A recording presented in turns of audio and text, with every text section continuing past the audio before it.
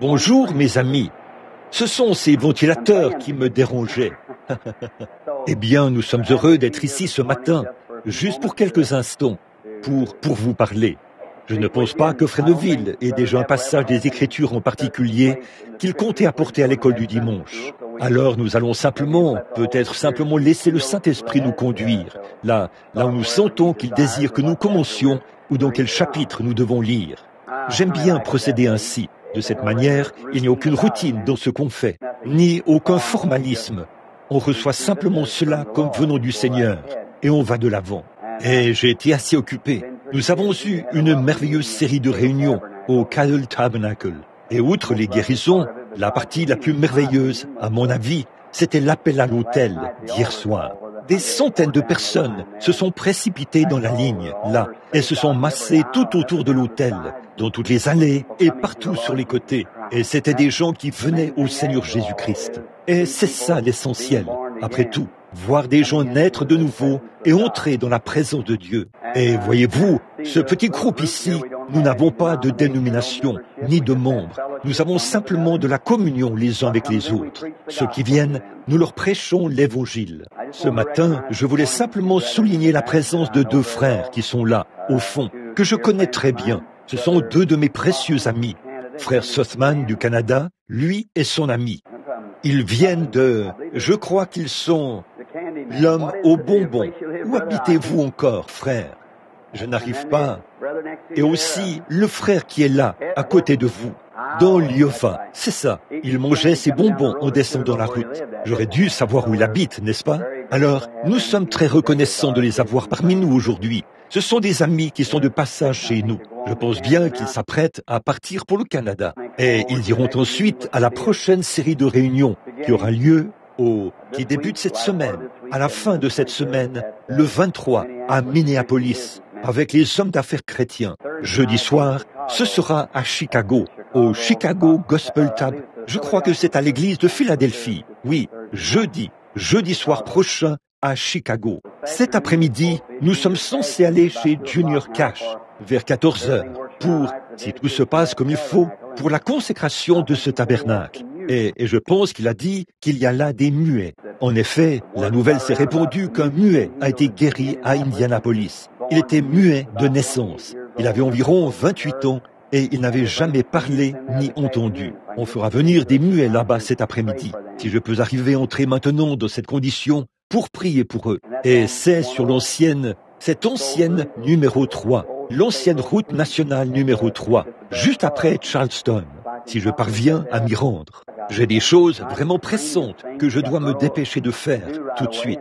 Puis demain, je dois descendre dans le Kentucky, y faire un voyage. Donc tout ça me tient vraiment occupé. Mais une fois que j'aurai terminé ces réunions-là, j'aurai un peu de temps et je prendrai de petites vacances. Je serai de retour d'environ 6 semaines.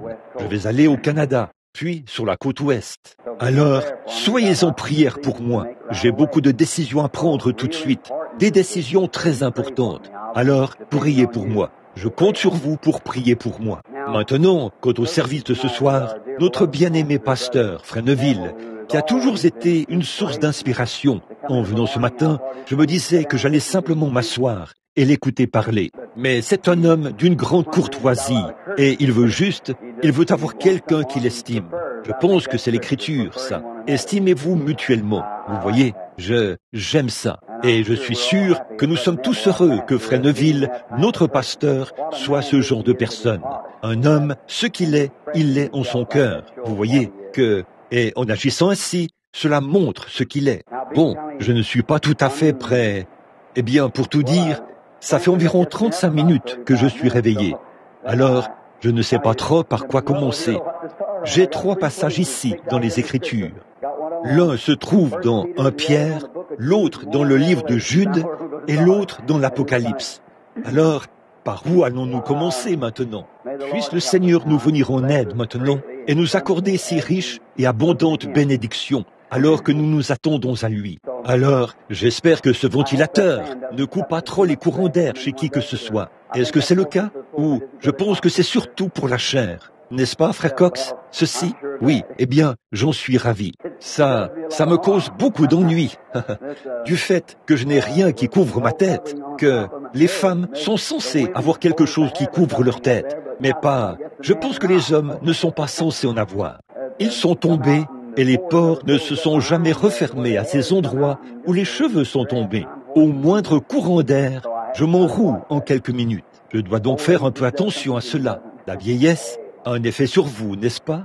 Oh, mais essayons de prendre le livre de... J'ai bien peur d'aller trop profond. Si j'essaie de prendre le livre de Jude, ici, parce que ça parle de la révolte de Corée, de ce que les gens se sont jetés dans l'égarement de Balaam. Ils se sont perdus par la révolte de Corée, ce qui nous prendra probablement beaucoup de temps. Nous voulons prier pour les malades qui sont ici ce matin. Prenons Apocalypse. Commençons là, seulement un verset ou deux, pour avoir un peu de contexte et enseigner pendant quelques minutes jusqu'à ce que les enfants sortent. Et là, nous allons terminer et prier directement pour les malades.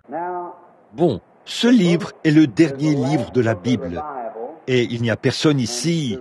Ce même livre dit que personne dans le ciel ou sur la terre ou sous la terre ne fut digne ou ne put prendre le livre, l'ouvrir ou en rompre les sceaux ou quoi que ce soit d'autre. Personne, qu'il soit archevêque ou qui que ce soit d'autre, n'était digne. Il n'avait aucun moyen de le faire. Puis vint l'agneau qui avait été immolé avant la fondation du monde. Et il prit le livre de la main droite de celui qui était assis sur le trône. Et, car il était digne, et il l'ouvrit et en rompit les sceaux. Alors, demandons-lui s'il veut bien rompre et ouvrir cela pour nous ce matin, alors que nous courbons la tête pendant un instant. Notre Père Céleste, nous te sommes reconnaissants aujourd'hui d'avoir le privilège de venir à toi par la prière. Et nous croyons et nous avons la foi que tu honoreras tout ce que nous demandons. Pas parce que c'est nous qui le demandons, mais parce que nous obéissons à ce que tu as dit. Demandez, vous recevrez. Vous ne possédez pas parce que vous ne demandez pas. Vous ne demandez pas parce que vous ne croyez pas. Alors Père, nous aimons te demander des choses, car nous croyons que nous recevrons ce que nous avons demandé. Et tout d'abord, Père, pour mes propres péchés et pour les péchés de cette assemblée, ce matin, je te demande humblement pardon pour tous les péchés de désobéissance et les péchés d'omission, et peu importe ce que ça pourrait être. Nous prions, Dieu, qu'en ce moment, tu purifies nos cœurs et nos âmes de toute iniquité, de tout péché, de toute offense, et que le Saint-Esprit renouvelle en nous un cœur et un esprit juste, afin de te servir. Accorde-le, Père. Et nous te prions de guérir tous les malades et les affligés par la parole. La foi vient de ce qu'on entend, et ce qu'on entend vient de la parole de Dieu. Puisse le Saint-Esprit venir maintenant et se saisir de la parole, la faire pénétrer dans ses cœurs, nouveaux, frais et purs, qui sont dans l'auditoire, et les planter par une grande foi qui les fera avancer encore plus loin sur le chemin, là-haut, jusqu'à ce qu'ils entrent dans la présence du Seigneur Jésus et qu'ils reçoivent leur guérison, les bénédictions qu'ils demandent. Car c'est dans ce but que nous sommes ici, pour te prier, pour t'adresser les requêtes, pour être purifiés et récurés, et être guéris, et pour être remis en service, Seigneur, pour te servir dans chaque petit coin où tu nous as envoyés. Nous le demandons au nom du Seigneur Jésus, le Fils de Dieu. Amen. Le livre de l'Apocalypse était le scellement du dernier témoignage du Seigneur Jésus. Et il était donné, le chapitre 1er, c'est là que nous allons commencer. Je me disais que nous pourrions peut-être commencer par certains autres symboles. Bon, le livre tout entier est écrit en symboles. Il n'y a pratiquement rien qui est la parole directe, où on peut simplement l'appliquer et dire « c'est en symbole ». Dieu a une manière de faire cela et une raison de le faire. Dieu ne fait rien sans qu'il ait une raison de le faire. Et est-ce que quelqu'un... Ceci est une classe. Est-ce que quelqu'un aurait une idée de la raison pour laquelle il a fait ça? La voici. C'était pour qu'il puisse cacher cela aux yeux des sages et des intelligents et de le révéler aux enfants qui seraient disposés à apprendre. N'est-il pas aimable de nous avoir fait ainsi? Or, si les grands érudits et tout avaient tout tout l'Évangile de la manière dont il le présente. Il faudrait nous soumettre à cela. Et là, il ferait toutes sortes de traditions et tout. Et nous aurions beaucoup de fils à retordre. Et il présenterait l'Évangile avec un discours d'une telle érudition que, eh bien, cela nous passerait au-dessus de la tête. Et nous ne saurions rien sur cela. Mais nous sommes si reconnaissants que notre bienveillant Père Céleste ait été miséricordieux envers les pauvres et les illettrés, comme moi je le suis, de m'avoir promis, et à vous, que si simplement nous nous approchions et nous demandions, il se révélerait à nous. N'est-ce pas merveilleux? Tous nos credos, toutes nos émotions et tout ce que nous avons, toutes ces choses ne sont que des ajouts. Il n'y a qu'une seule chose qu'une personne doit faire pour connaître Christ. Crois au Seigneur Jésus de tout ton cœur et tu seras sauvé. Et là, nous avons des formes de baptême, nous avons différents credos et nous sommes différents dans les choses que nous faisons et dans de petites choses qui ont été établies. Mais tout ça, c'est fait de main d'homme. Là, nous avons pris ceci et nous avons eu une petite controverse à ce sujet. Puis cela, et nous avons eu une petite controverse à ce sujet. Les presbytériens, les évangéliques, les fondamentalistes, et ainsi de suite, les pentecôtistes, et les gens de la sainteté, les calvinistes, et ils ont tous de petites théories qu'ils avaient, et ils en ont fait des doctrines. En réalité, tout ce qu'il y a, c'est « crois au Seigneur Jésus ». Sondez les Écritures, ce sont elles qui rendent témoignage de moi, a dit Jésus. Eh bien, comme c'est simple, alors, que peu importe combien illettré, c'est-à-dire sans instruction, une personne peut être. Elle peut être aussi sainte et remplie de piété qu'un archevêque. Voyez, n'est-ce pas merveilleux? Peu importe combien vous êtes abattu, que vous soyez un potentat, ou vous pourriez être une fille de trottoir. Dieu aime pareillement, et il est mort autant pour la prostituée que pour le potentat. Voyez? Oui. Quand on se met à réfléchir à ces choses, alors ça change tout, n'est-ce pas? Ça change toute votre attitude mentale. Ça change votre opinion à l'égard de Dieu. Parfois, ici, on insiste un peu sur la question de l'élection. C'est pour cela que je me suis détourné ce matin de Pierre. Vu que ces quelques dernières fois, j'ai prêché vraiment énergiquement sur l'élection. Je me suis dit que je laisserais peut-être un peu cela de côté, parce que vous pourriez penser, je ne veux pas mettre un accent démesuré sur quoi que ce soit. Mais là, ce à quoi je pensais, c'est que si quelqu'un dit, frère Branham, si Dieu, l'élection, oui, si c'est par l'élection que l'homme est appelé, eh bien, dans ce cas, oh, je peux faire tout ce que je veux. Eh bien, cela montre que vous n'avez pas été élu. Oui, c'est vrai, voyez, parce que vous l'aimeriez tellement de penser qu'il vous a tant aimé quand vous ne méritiez pas d'être aimé et qu'avant que vous ayez quoi que ce soit à voir avec ça, il vous a choisi. Comment pourriez-vous rejeter quelque chose comme ça? Eh bien, il me semble que cela placerait l'élection bien au-dessus de la loi. Ou ça placerait une conception légaliste. Voyons, ça irait au-delà de tout. Le simple fait de penser que, quand je ne méritais pas d'être aimé, il m'a aimé. De penser qu'alors que je ne pouvais rien y faire, il m'a relevé et m'a sauvé par sa grâce. Je devrais certainement être suffisamment reconnaissant pour le servir et l'aimer. Voyez, c'est donc ce que nous ressentons à son sujet quand nous comptons les bénédictions. Pensez-y, qu'en serait-il si Dieu avait dit, eh bien, seuls ceux qui ont un diplôme d'études secondaires ou au moins 2 diplômes universitaires pourront être mes disciples. Eh bien, nous qui sommes de pauvres illettrés, que ferions-nous? Je parle de moi-même lorsque je dis nous. Je veux dire dans moi et ma famille. Vous voyez, que ferions-nous? Qu'est-ce que chacun de nous ferait? Qu'est-ce que les pauvres petites ménagères feraient? Qu'en serait-il s'il avait dit « Seul le clergé sera sauvé, seul le ministère, c'est tout. Tous les autres sont simplement... » Il doit simplement montrer l'exemple et faire en sorte que ces gens essayent de mener une vie à moitié correcte. Qu'est-ce que vous, les petites ménagères, feriez? Et vous tous? Vous seriez perdus. Qu'en serait-il s'il avait juste dit « La race blanche sera sauvée et rien d'autre. La race noire, la race brune, la race jaune, aucun de vous n'a rien à y voir. Vous êtes tous perdus. Ne serait-ce pas terrible? Je suis si heureux qu'il ait dit que celui qui veut vienne.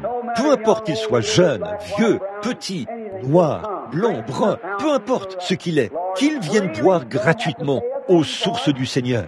Il n'y a rien à payer pour ça. rien du tout. Et souvenez-vous qu'après que l'invitation a été donnée, vous ne pouvez toujours pas venir tant qu'il ne vous a pas élu et appelé. C'est vrai, personne ne le peut. Il dit ici, la source est gratuite pour tout le monde, et nul ne viendra si mon Père ne l'appelle premièrement. Et alors, lorsqu'on frappe et qu'on dit, je vous invite à venir souper avec moi, les enfants, venez, comment pourriez-vous refuser cela? Pour moi, ce serait comparable à une déficience mentale que de refuser une telle invitation. Après que le bon Père Céleste, non pas seulement pour avoir de la communion fraternelle ici, mais pour être sauvé pour toujours, pour vivre avec lui dans l'abondance de dans son abondante miséricorde et dans sa gloire, et de troquer cette vieille pensée charnelle contre une pensée pure, sainte, sanctifiée, de troquer ce vieux corps frêle qui dépérit, de le troquer contre un corps immortel qui ne faillira jamais, et recevoir une couronne qui ne passera jamais, et troquer la mort contre la vie, et troquer l'enfer contre le ciel, de troquer la tristesse contre le bonheur. Oh là là! Et il vous invite à venir. Comment pourriez-vous refuser cela? Voyez, comment pourriez-vous refuser cela? C'est terrible même de penser à l'idée de refuser cela, n'est-ce pas? Et oh là là, j'aime voir Dieu guérir ses enfants, certainement. Comprenez-moi bien. Mais il y a une chose que j'ai remarquée, si vous l'avez remarqué ces derniers temps, j'ai essayé, partout où je vais, quand on m'invite, de m'efforcer de prêcher un tout petit peu. J'ai délaissé la prédication et j'ai trop mis l'accent uniquement sur l'onction et j'ai travaillé sur l'aspect éternel, le surnaturel plutôt, afin que sur le fait de voir des visions. Et tout ça, c'est merveilleux. Je remercie Dieu pour cela. Et pourtant, la prédication de la parole est des millions de fois supérieure à cela. Là, je vois les boiteux marcher et les aveugles voir. L'autre soir, quand cette dame qui était assise là, paralysée par l'arthrite, elle se mourait là, dans ce fauteuil, où elle était assise. Et le Seigneur Jésus, par sa miséricorde, a donné une vision à son sujet et lui a demandé de se lever de ce fauteuil. Son médecin est venu me voir dans mon bureau et m'a dit « Révérend Branham, je veux vous demander, qu'avez-vous fait ?» J'ai dit « Rien, c'est sa foi dans le Seigneur Jésus qui a produit cela. » Eh bien, nous aimons tous cela. Oh, combien nous aimons cela. Voir les sourds et muets de naissance, dans un monde à qui ils n'ont jamais parlé, qu'ils n'ont jamais entendu, qui restent simplement assis là comme une souche, et là, entendre cette personne se lever, parler et entendre, c'est merveilleux. Mais, oh, il n'y a rien de tel que de voir une âme perdue venir en larmes jusqu'à l'autel et dire « Oh Dieu, sois miséricordieux envers moi, qui suis un pécheur. » Le muet mourra de nouveau. Le paralytique mourra, tous les malades retomberont malades et mourront. Mais cette âme qui est sauvée pour l'éternité, pour toujours, pour ne jamais périr. Celui qui écoute mes paroles et qui croit à celui qui m'a envoyé a la vie éternelle, perpétuelle, et ne viendra point au jugement, mais il est déjà passé de la mort à la vie, parce qu'ils ont cru au Seigneur Jésus. Amen. N'est-ce pas merveilleux? Oh, ça devrait produire une réaction d'amour qui se répandrait dans le monde entier. C'est ce que Jésus voulait que cela accomplisse. L'Évangile au monde entier. Cela devrait enchaîner le cœur des humains au point de ne pouvoir trouver le sommeil ni le jour ni la nuit, jusqu'à ce que les gens soient sauvés. Regardez Paul, un prisonnier, a-t-il dit, du Seigneur Jésus, un juif envoyé aux gens des nations. Son peuple l'a excommunié dès qu'il s'est tourné vers les gens des nations. Voyez, mais il est devenu prisonnier du Seigneur Jésus, comme ce qui se passerait en Afrique. Là-bas, l'homme blanc avilit tellement l'homme de couleur que si on vous surprend simplement en train de les côtoyer, oh là là, comme c'est horrible. Voyez, il les traite de tous les noms. Beaucoup d'entre eux ne croient même pas qu'ils ont une âme. Et quand on pense qu'un homme blanc a été appelé, un homme comme Paul a été appelé pour œuvrer au salut de cet homme. Dieu merci, cela ne se fait pas en Amérique et dans beaucoup d'autres pays, mais j'ai été témoin de cela. Il se peut que cela s'adresse à l'homme de race jaune. Allez partout. Et Paul a dit, je suis prisonnier du Seigneur Jésus. Mais a-t-il dit, je glorifie mon ministère dans le Seigneur. Oh, combien l'amour de Dieu l'a pressé à aller parmi les gens des nations, qui étaient impurs et regardés comme des chiens. Mais Paul a dit, je glorifie mon ministère dans le Seigneur, parce qu'il m'a donné l'occasion d'aller prêcher aux chiens, pour ainsi dire. Jésus lui-même a considéré la femme qui était des nations, comme nous le sommes, nous qui sommes ici, la femme syrophénicienne. Il lui a dit, il n'est pas bien de prendre le pain des enfants et de le donner aux petits chiens. Elle a dit, c'est vrai Seigneur, mais les petits chiens sont disposés à manger les miettes qui tombent de la table du maître. Cela l'a touché.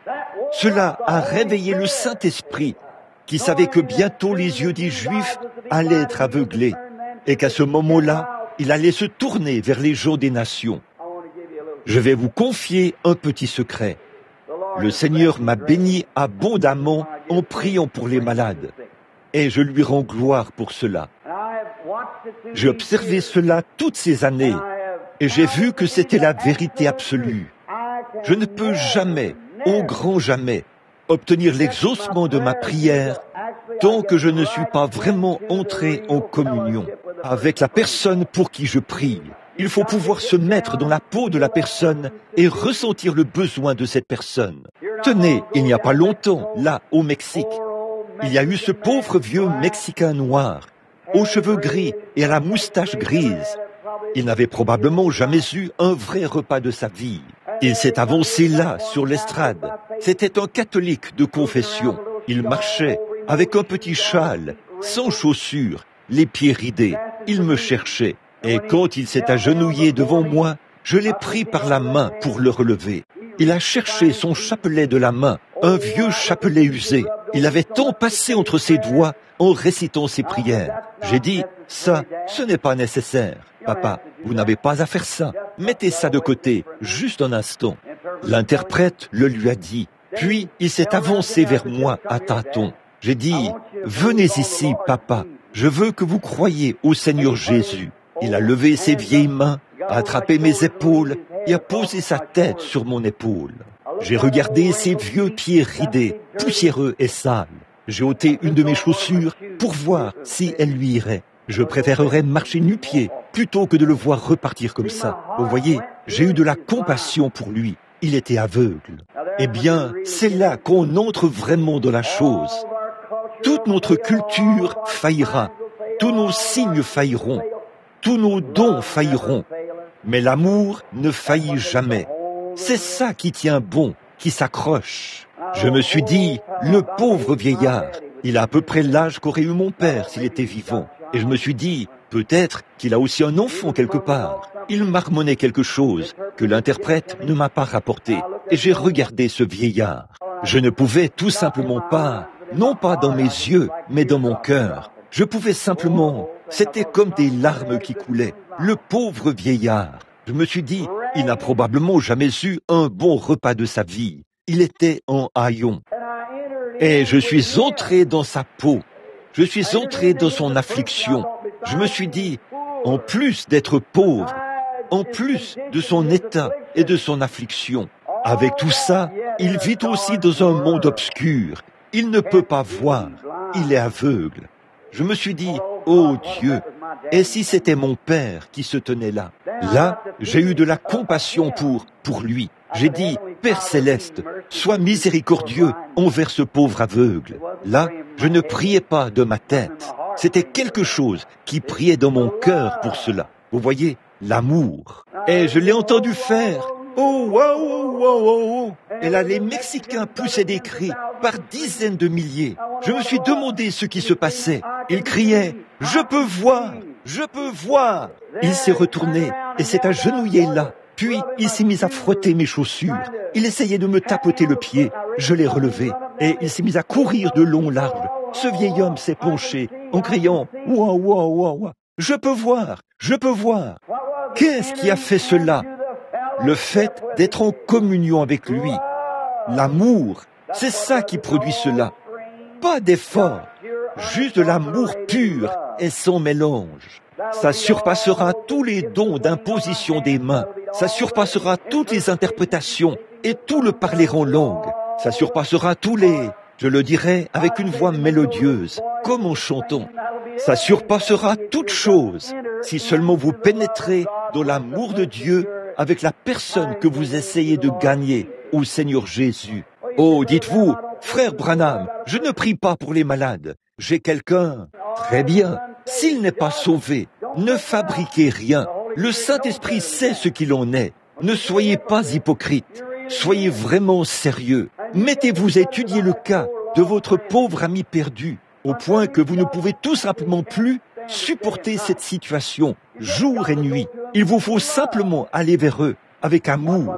Voyez ce que le Saint-Esprit fera. Il va l'attirer vers vous à tous les coups. L'amour de Dieu nous presse. Dites donc, je n'ai même pas encore abordé mon sujet, et il est déjà temps pour moi de terminer. Les enfants arrivent. Lisons quand même un verset. Révélation de Jésus-Christ que Dieu lui a donné. J'aime ça, pas vous? La révélation. Une révélation, qu'est-ce que c'est? C'est quelque chose qui a été révélé. La révélation de Jésus-Christ. C'est ce qu'est cette Bible. Cette Bible doit révéler Jésus-Christ. La Genèse révèle Christ. L'Exode révèle Christ. Oh là là, quand je replonge là-dedans, tout de suite, je me sens religieux. Ou je me mets à voir ce sentiment-là. Genèse, Exode, Lévitique, Nombre, Deutéronome, Josué, tous, chacun d'eux, même dans Naomi, Ruth, Job, ils sont tous une révélation de Jésus-Christ. Quand lui habite la plénitude qui couvre tout l'espace et le temps, et tout le contenu de l'éternité, c'est Jésus-Christ.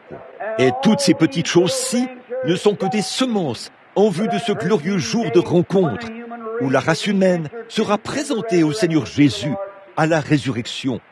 La révélation. Dieu qui révèle des choses. L'arbre révèle Jésus-Christ. La fleur révèle Jésus-Christ.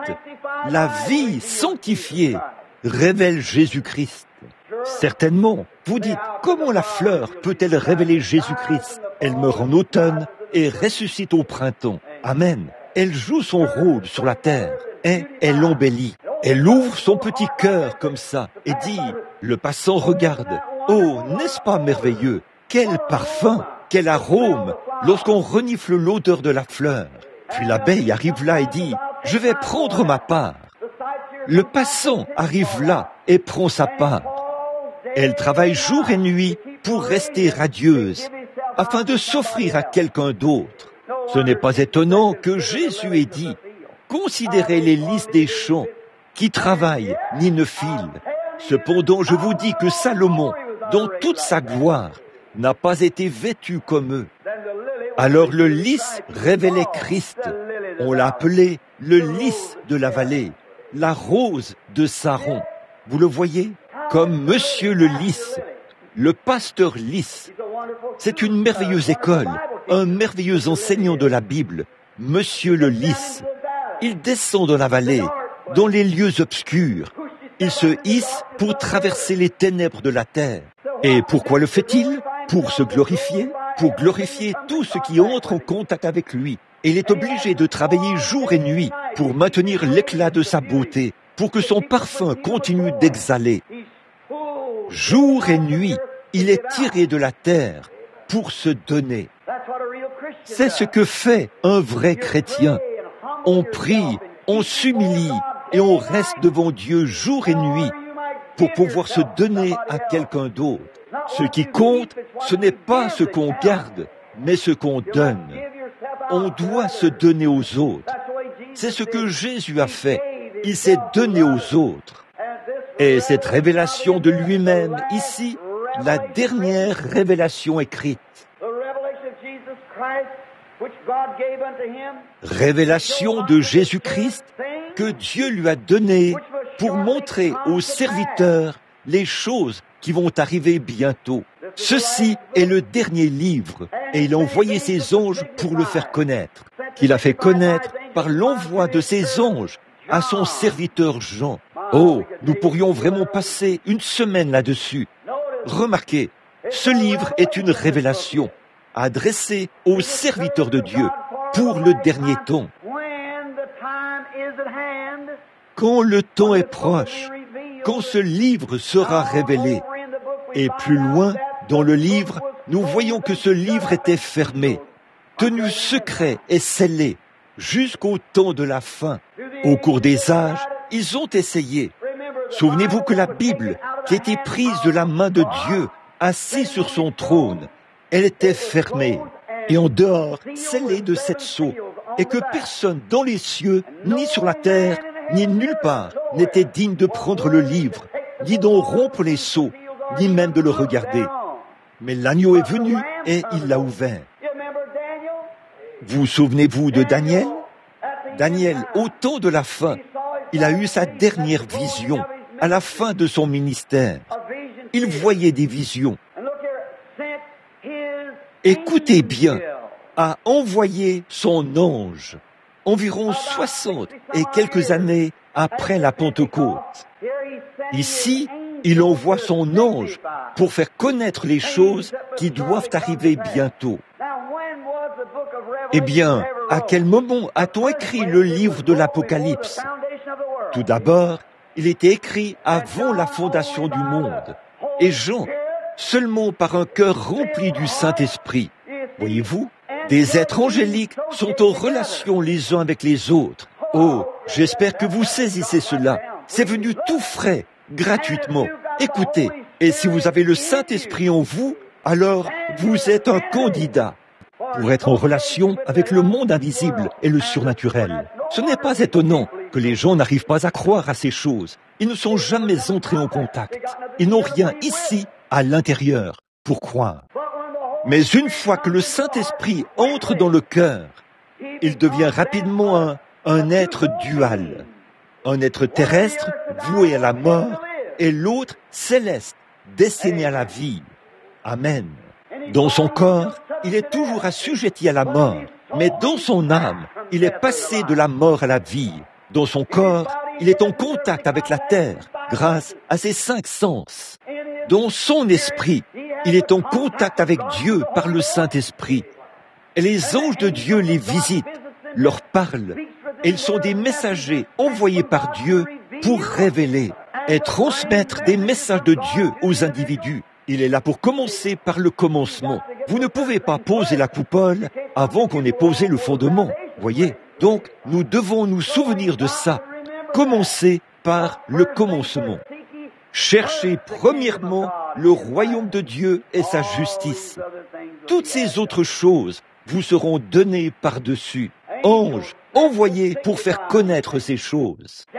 Daniel, ce grand prophète, lorsqu'il terminait son ministère, il y avait un ange qui l'accompagnait. Et cet ange s'est adressé à Daniel et lui a dit « Tu es bien-aimé devant Dieu ». Et donc, Daniel ne pouvait peut-être pas parler face à face avec Dieu, mais Dieu a envoyé un ange comme intermédiaire entre lui et Dieu, afin qu'ils puissent parler entre eux et amener un ange. Le mot même ange signifie messager. Si un jeune homme se présentait là, à la porte, qu'il frappait à la porte et disait à l'huissier « J'ai ici un télégramme pour Madame une telle et Monsieur un tel », il serait un messager ou un ange terrestre. Votre pasteur, lorsqu'il se tient ici sur l'estrade, qu'il apporte la parole de Dieu, il est l'ange de Dieu pour l'Église, le messager à l'Église. C'est pourquoi un pasteur ne devrait jamais s'écarter de cette parole, mais s'en tenir strictement à la parole, parce qu'il nourrit la bergerie. En effet, le mot « pasteur » signifie « berger ». Cherchez et voyez si ce n'est pas vrai. Un pasteur est un berger, et le Saint-Esprit l'a établi pour surveiller un certain troupeau, et pour le paître, en le nourrissant. De quoi? La parole de Dieu. Amen. Oh là là, quel! Observez tous ces noms, ils signifient quelque chose. Chaque nom dans la Bible, quand vous voyez un nom dans la Bible, il signifie quelque chose. Saviez-vous que les femmes d'Israël, au moment de donner naissance aux 12 patriarches, chacune de ces mères, au moment de l'accouchement, quand le bébé naissait, elles gémissaient. C'est d'après les gémissements qu'elles émettaient que ces garçons étaient nommés. Et les gémissements même qu'elles émettaient indiquaient la nature de l'enfant et là où ils établiraient leur lieu de repos final. chaque gémissement. Amen. Sous la puissance du Saint-Esprit. C'est pour ça que nous devrions gémir par l'Esprit. Eh bien là, ça ne veut pas dire toutes ces choses artificielles, mais je veux dire être vraiment dans les douleurs pour l'Église. C'est là que le Saint-Esprit, c'est là qu'on peut avoir un vrai parler en langue et l'interprétation. Le Saint-Esprit s'exprimant à travers les soupirs et la prière. Soyez aussi vraiment honnêtes.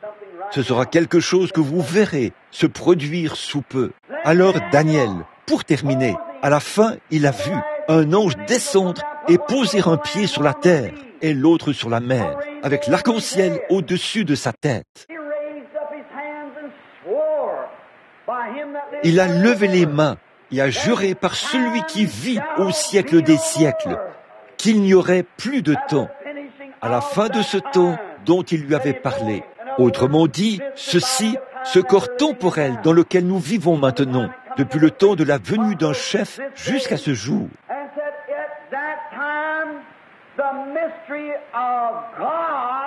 Puis il a dit, à ce moment-là, le mystère de Dieu s'accomplirait. Aujourd'hui, le monde soupire, il attend. Les gens ne connaissent pas le mystère de Dieu. Pourquoi ? On ne leur a pas enseigné le mystère de Dieu. Tout ce qu'on leur a enseigné, c'est adhérez à l'Église, inscrivez votre nom sur le registre, soyez une bonne personne, agissez bien envers votre prochain. Tout ça, c'est bien, mais il faut que vous connaissiez le mystère de Dieu. Personne d'autre que celui qui tenait le livre ne peut vous le révéler. Et la Bible dit que nul ne peut appeler Jésus le Christ si ce n'est par le Saint-Esprit. Cette bonne vieille Église du Saint-Esprit va se manifester un de ces jours et elle brillera d'un éclat sans pareil. Et ce grand journal évangélique dans lequel des archevêques et tous les autres publient des articles. Mackay, un grand écrivain, c'est l'un des plus grands écrivains connus dans le monde entier. Il a publié un grand article dans son journal ce mois-ci dans lequel il disait « Si jamais l'Église catholique ou l'Église protestante trouve Dieu, elle s'assiera au pied de la Pentecôte et apprendra cela. Amen. On ne connaît pas Dieu par la théologie, on le connaît par la nouvelle naissance, par le fait de naître de nouveau. L'Église pentecôtiste a accepté et a cru, et peu lui importe ce que qui que ce soit pense à ce sujet. Ils ont accepté cela. Maintenant, le diable y a introduit des contrefaçons pour injecter des déchets là-dedans. Et l'Église évangélique montre les déchets du doigt. Et elle ne tient pas compte de la vraie et authentique Église pentecôtiste née de nouveau, qui est accompagnée de tous les signes et les prodiges. Elle est là, mais le diable a ses contrefaçons, et la Bible a dit qu'il en aurait. Mais rappelez-vous, l'ange a dit à Daniel, Daniel a entendu 7 tonnerres. Ils ont fait entendre leur voix.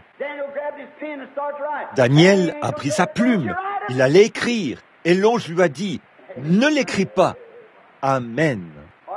Êtes-vous prêts? Examinons ça pendant peut-être les 5 prochaines minutes. D'accord? Écoutez. Ne l'écris pas. Jean a vu la même chose, et c'était déjà écrit au dehors de la Bible. Il y avait 7 sceaux sur le revers du livre, et personne ne pouvait ouvrir ces sceaux. C'étaient ces voix. Voici la Bible écrite, qui est elle-même un mystère. Mais sur le revers de la Bible, ces révélations qui ont été montrées à Daniel déclarent que cette voix doivent se faire entendre. Et personne ne pouvait ouvrir ça. Personne ne savait ce que c'était. Mais la Bible déclare, et c'est ce qui a été dit à Daniel, et également à Jean, que dans les derniers jours, ces 7 voix seraient connues de la vraie, la véritable Église. Vous saisissez? Voyez-vous que la fausse Église et les contrefaçons font tout pour empêcher les grands hommes d'accéder à ces choses?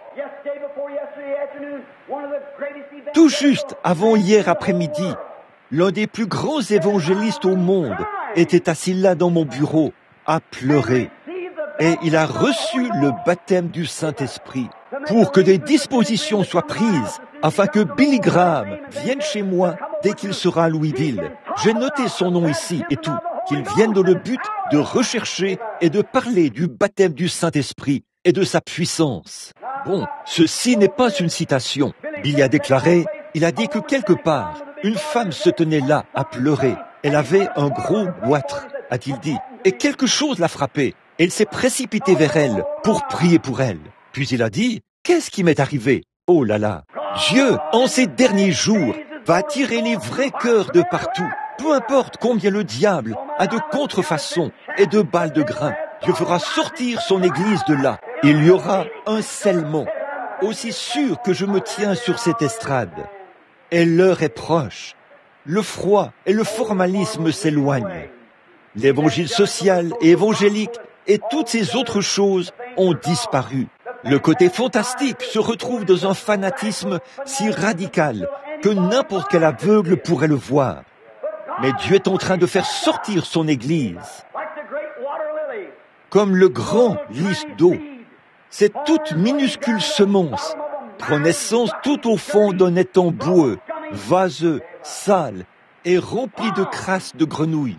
Puis il se ferait un passage à travers les ténèbres, à travers toute la boue et toute la crasse. Elle devient la chose la plus éclatante que vous ayez jamais regardée, avec un éclat semblable à celui du soleil. Il en est ainsi de l'Église du Dieu vivant, qui est née au milieu du fanatisme et du chaos. Mais elle s'est frayée un chemin à travers la crasse, au point de se retrouver maintenant au-dessus de la chose. Et elle déploie ses ailes pour le vol. Plusieurs courront çà et là, et ceux qui connaîtront leur Dieu accompliront des exploits en ce jour-là. La révélation que Dieu a donnée à son Église. Reste tranquille, petit troupeau. Reste à ta position, là où tu es. Comme sœur Gertie et sœur Angie le chantaient autrefois, ici. Tiens bon, ne vous inquiétez pas. Dieu attend et il s'efforce de révéler le mystère de Dieu à son Église. C'est ce qui retient en ce moment la venue de Christ et le glorieux millénium. Cette grande puissance surnaturelle qui, en fait, sommeille dans l'Église. Il y en a plus d'un derrière la chair ce matin qui prêche un évangile social. Mais au fond de son cœur, il croit vraiment. Et frère, il a la puissance de prêcher cela. Ce qu'il veut voir, c'est sa puissance manifestée dans sa beauté. Je suis si reconnaissant de voir ces choses s'accomplir. Je suis si heureux de voir cela se manifester. La révélation de Jésus-Christ. Jésus, dit la Bible, est le même hier, aujourd'hui et éternellement. Dieu, dans sa miséricorde infinie, par sa parole, pas par quelque chose de mystérieux, quelque chose de fanatique, mais c'est par la prédication de la parole qu'il se manifeste. Le Seigneur Jésus qui est ressuscité et qui vit. Il fait exactement les mêmes choses qu'il faisait lorsqu'il était ici sur terre. Il les fait à nouveau par sa puissance et sa manifestation. Et moi, quand j'aurai été élevé de la terre, j'attirerai tous les hommes à moi. De grands hommes au cœur affamé. La grande réunion du Conseil, il n'y a pas longtemps, 1958. Hier, on m'a demandé de représenter l'œuvre surnaturelle de Dieu devant 600 et quelques délégués qui viendront du monde entier. Si Dieu tarde jusqu'en 1958, à Boston, dans le Massachusetts, l'un des ministres, un grand homme qui œuvre dans l'Évangile en général, David Duplessis, a dit « Frère Branham, quand tous ces délégués venus du monde entier se rassembleront là et que les représentants de toutes les nations chrétiennes seront rassemblés dans ce grand conseil mondial, a-t-il dit, juste la parole prononcée et la puissance pour révéler que le Saint-Esprit est présent, a-t-il dit. Les évangéliques de partout vont se mettre à entrer. Et une fois qu'ils auront goûté à cela et au vrai évangile, cela mettra fin à la dispensation des nations et déclenchera la seconde venue du Seigneur Jésus. Dieu ne peut pas être juste et laisser des cœurs honnêtes se retrouver là-bas en enfer pour griller à cause de ça. Il faut qu'il soit juste et il faut qu'il leur apporte cela d'une manière ou d'une autre. Nous sommes au dernier jour. Révélation de Jésus-Christ, Dieu lui a donné pour montrer à ses serviteurs les choses doivent arriver bientôt et qu'il a fait connaître par l'envoi de son ange. Un ange, comment va-t-il faire connaître cela? Dieu a donné la révélation de Jésus-Christ à un serviteur un prophète sur l'île de Patmos. Il a fait connaître cela par un ange. Amen. J'espère que vous le voyez. N'est-il pas merveilleux? Regardez bien ce que Jean était. Lisons un autre verset et nous terminerons. Lequel a attesté la parole de Dieu. Il n'était pas embarqué dans une galère. Il n'était pas assis là avec un évangile social. Il s'en tenait strictement à la parole. Il attestait cela. Comment peut-il l'attester si la parole ne se manifeste pas par rapport à ce qu'il prêche? Si la parole est une semence, ça porte du fruit. Comment puis-je dire qu'il y a là un champ de maïs si la semence ne produit pas exactement du maïs? Pas vrai? Dieu attestait par Jean que c'est la parole de Dieu qu'il prêchait.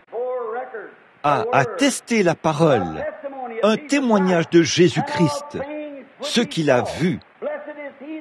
Heureux celui qui lit. Combien veulent une bénédiction? Alors, lisez cela. N'est-ce pas merveilleux? Heureux celui qui lit et ceux qui entendent la parole et de la prophétie et qui gardent les choses qui y sont écrites, car le temps est proche. Oh là là, si seulement nous pouvions voir ça tout de suite. Écoutez, à quel moment le temps est-il proche? Quand la révélation de Jésus-Christ est révélée au corps de Christ. Et Christ a été révélé, non pas comme étant mort, mais vivant.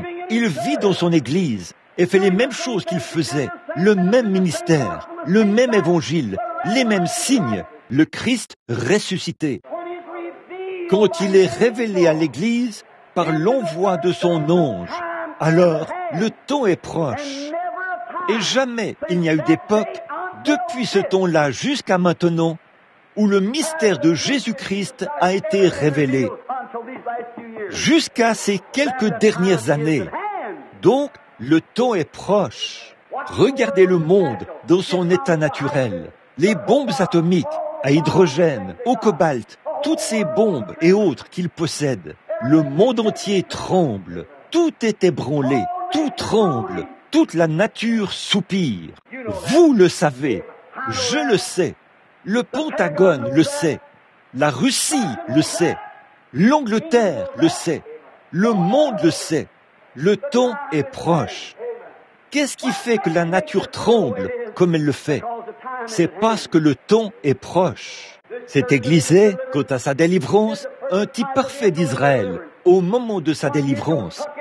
Quand Israël a pris position pour la parole de Dieu, pure, sainte et sans mélange. Il allait se lever et se mettre en marche. Moïse a conduit les enfants d'Israël. Ils portaient sur la tête un peu de pain, du pain pétri, du pain cachère, et ils ont marché vers la mer Rouge. Le sentier de Dieu les a amenés directement à la mer Rouge. Eh bien, a-t-il dit, comment allons-nous traverser maintenant? Quelqu'un a regardé en arrière et a dit, regarde là-bas, il y a de la poussière qui s'élève. Il y a des milliers de chars, de pharaons, juste derrière nous. Cette multitude de gens de toute espèce qui étaient sortis avec eux se sont mis à frémir et à trembler. Puis, ils ont suivi Corée dans sa révolte et ont fini par se perdre. Il n'y a aucun doute que la nature même des collines a été ébranlée. On était sur le point de vivre l'un des massacres les plus sanglants jamais vécus. Un pauvre petit groupe de gens sans défense qui étaient massés là, au bord de la mer. Les petits enfants se pressaient sur leur maman en s'agrippant à leur robe. Le pauvre vieux papa s'appuyait contre son garçon en pleurant. Elle lui disait, « Fiston, j'ai vécu mon temps, mais je déteste te voir t'en aller. Regarde ce qui arrive là-bas. La nature tout entière redoute la mort. Même les fleurs, les arbres et tout le reste ont peur de la mort. La nature a frémi, a gémi et a tremblé sous leurs pieds lorsqu'ils ont vu approcher ce massacre sanglant. Qu'est-ce que Dieu était en train de faire? Mais pendant tout ce temps, ils ont perdu de vue que là-bas, au loin, était suspendue une puissance surnaturelle, le halo de Dieu. Une colonne de feu était suspendue là, qui allait se placer entre eux et cet ennemi le moment venu. La nature frémissait, la mer a commencé à s'agiter. La lune a regardé en bas et a frémi. Les oiseaux ont quitté le site. Les animaux se sont retirés. Oh, quel meurtre sans fin! Ces millions de gens vont mourir dans quelques instants. Et ils gémissaient tous. Mais qu'est-ce qu'ils faisaient? Ils suivaient le sentier de Dieu. Ça semblait insensé. Ça semblait être de la folie. Mais ils marchaient dans la lumière. Amen. Oh, marcher dans la lumière. Vous vous souvenez de l'époque où nous chantions ce cantique? Oui, nous marcherons dans la lumière, cette belle lumière, là où la miséricorde étincelle. Brille autour de nous le jour et la nuit. Jésus, la lumière du monde. Il est ressuscité des morts. Il est ici devant nous. Il a accompli des signes et des prodiges infaillibles. Non pas des choses fanatiques, mais les signes et les prodiges de la Bible, montrant qu'il est avec nous et qu'il nous conduit. Et nous arrivons à un point, et là sont suspendues des bombes. Là sont suspendues des bombes au cobalt. Oh là là, une proclamation est en train de monter maintenant pour mettre fin à toutes les interdénominations et les regrouper en une seule. Grande et gigantesque Église évangélique des protestants qui collaborera avec le catholicisme et s'y joindra pour combattre le communisme. C'est l'œuvre du diable. Oui, monsieur, Dieu n'a jamais réuni l'État et l'Église. Dieu conduit son Église et il ne s'attend pas à ce que ce soit des dirigeants politiques qui la conduisent, pas même la politique des églises. Tout homme qui est né de l'Esprit de Dieu est libre. Amen. Voici qu'il se trouve là, tout au bout du chemin, maintenant. Les gens commençaient à regarder autour d'eux. Eh bien, que pouvons-nous faire? Que pouvons-nous faire? Oh, comme c'est insensé de dire, que pouvons-nous faire? Regardez simplement à celui qui vous conduit. Amen. Qu'allons-nous faire? Frère, vous qui avez plus de 30 ans, sœur, vous qui avez les cheveux gris, et papa est assis à côté de vous, vous qui êtes malade et affligé, vous pouvez regarder votre main. Chaque fois que vous vous regardez les uns les autres, vous savez qu'une chose est certaine, vous allez mourir. Chaque fois que vous entendez une ambulance descendre la rue, elle indique que la mort vous attend. Chaque fois que vous passez près d'un cimetière et que vous voyez une tombe, cela indique que la mort vous attend. Chaque fois que vous voyez apparaître une ride sur votre visage, ou un cheveu gris, ou une épaule voûtée, cela indique que la mort vous attend. Oh, mais combien le chrétien peut être heureux alors qu'il se tient là, au bord de la mer Rouge. Moïse a tourné sa face vers Dieu et il s'est mis à prier. Cette colonne de feu est descendue et elle s'est placée entre eux et le danger. Pour eux, c'étaient les ténèbres. Si vous refusez la lumière, elle se changera en ténèbres à tous les coups. C'étaient les ténèbres pour eux. Mais pour ceux-ci, c'était la consigne de mise en route qui leur ordonnait de continuer d'avancer. Et quand ils sont arrivés à la mer s'est ouverte. Un grand vent d'est qui soufflait dans la même direction qu'eux et qui sifflait au-dessus de la tête de Pharaon est descendu et a refoulé la mer. La mer a eu peur parce que Dieu avait commandé un chemin à travers elle.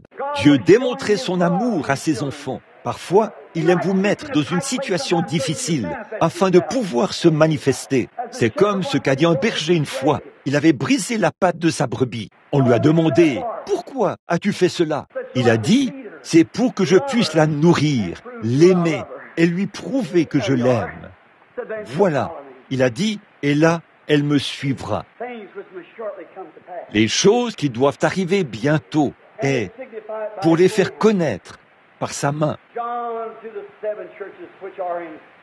Jean, aux 7 églises qui sont en Asie, que la grâce et la paix vous soient multipliées. Oh là là! De la part de celui qui est, qui était et qui vient. Jésus, regardez bien, 3 choses. Celui qui était, qui est et qui vient. Le même hier, aujourd'hui et éternellement. Un peu plus loin dans l'Écriture, au chapitre suivant, il dit, dans le même chapitre, il dit, « J'étais mort, je suis de nouveau vivant au siècle des siècles. Je tiens les clés. » Ce n'est pas une église, Pierre, ou sa cathédrale à Rome, ou un épiscopalien, ou quoi que ce soit d'autre, qui tient une clé. Ça, c'est une clé de la communion. mais je tiens les clés de la mort et du séjour des morts. Amen. Oh, ne l'aimez-vous pas aujourd'hui? Il tient la clé de votre joie. Il tient la clé de votre bonheur. Il tient la clé de votre délivrance de la tombe. Je tiens la clé de la mort et du séjour des morts, le Hadès. Je peux déverrouiller le surnaturel. Je peux déverrouiller le naturel. Je tiens ici dans ma main la clé de la mort et du séjour des morts. Oh, il y a une source ouverte. Venez prendre des eaux de la vie gratuitement. Il y a une source remplie du sang, des veines d'Emmanuel. Tout pécheur plongé dans ce flot est lavé de tout péché. Quand on revient de là, frère, on n'a pas à prendre la parole d'un rabbin, d'un prêtre ou d'un prédicateur. Il y a dans votre cœur quelque chose qui vous a adouci pour que vous ayez la communion. Il y a quelque chose qui a fait disparaître toutes les choses anciennes et les choses qui s'y trouvent sont devenues nouvelles. Il y a là quelque chose qui vous a aimé, quelque chose qui est dans votre cœur. Paul a dit, il n'y a ni les choses présentes, ni les choses à venir, ni la maladie, ni le danger. Rien ne pourra jamais nous séparer de l'amour de Dieu manifesté en Jésus-Christ. Ni les médisances, ni les hauts, ni les bas, ni rien d'autre. Rien ne pourra jamais nous séparer de l'amour de Dieu manifesté en Jésus-Christ. La maladie, le chagrin, la faim, les querelles, les différends dans l'Église, les divergences d'opinion, peu importe ce que c'est, rien ne pourra jamais vous séparer de l'amour de Dieu. Ne voulez-vous pas plonger aujourd'hui, pendant que nous prions, cette sœur-ci, voudriez-vous vous avancer ici un instant, alors que nous courbons la tête pour un mot de prière? Juste avant de prier, je me demande si quelqu'un dans l'Église, dans le petit groupe qui est ici ce matin, dirait « Frère Branham, souvenez-vous de moi, je lève la main. Je suis désolé d'avoir présenté un message décousu comme ce que j'ai dû faire ce matin, mais je n'ai que quelques minutes. Parce qu'il faut que je sois à un autre endroit dans peu de temps. Il y a un autre service qui est prévu et il faut que je parte tout de suite. Et je veux prier pour les malades avant de partir. Mais pendant que vous êtes ici, êtes-vous convaincu? Êtes-vous vraiment passé de la mort à la vie?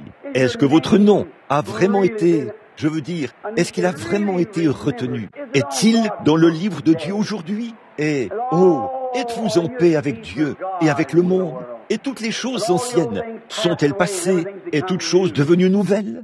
Y a-t-il dans votre cœur quelque chose de vraiment royal, riche, fraternel, pieux, que vous savez que le monde ne peut pas donner? Aimez-vous tellement les pécheurs que lorsque vous leur parlez, vous devenez tout simplement l'un d'entre eux? Paul a dit qu'il serait prêt à donner sa vie, à être rejeté, si Dieu voulait bien sauver certains de ses amis pécheurs. Autrement dit, son peuple, les Juifs, qui étaient contre lui. Est-ce là le genre de religion que vous avez ce matin, mon ami?